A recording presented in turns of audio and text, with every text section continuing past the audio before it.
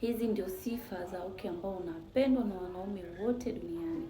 Mwanamke, ukiwa una sifa hizi tatu, jua wewe ni mwanamke ambaye unapendwa sana.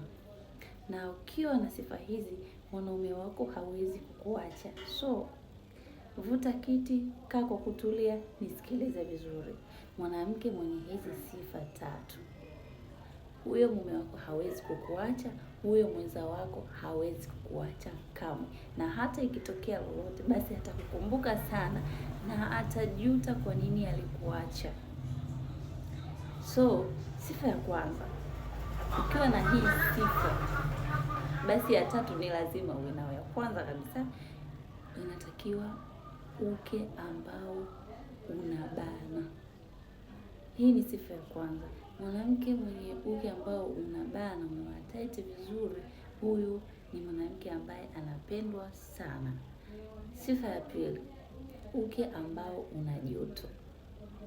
Ukiwa na joto la kutosha, joto zuri, hili ndio linaloenda kumpa furaha mwanaume wako. Kama una joto zuri, mwanaume wako atafanyawa, atakupenda zaidi na zaidi. Kama ni ana vitu, basi atakupa vitu vingi zaidi. Atakupa chochote ambacho ana uwezo kukufanyia. Uke wako ukiwa una joto la kutosha. Tatu, uke ambao una uteute wa kutosha. Mwanamke, uke wako kama ukiwa una vitu hivyo vitatu, uwe unabana vizuri, uwe una joto la kutosha, lakini pia uwe na mtelezo. Zingatia hivi vitu vitatu, usinifi hata kitu kimoja, utakuja kunishukuru.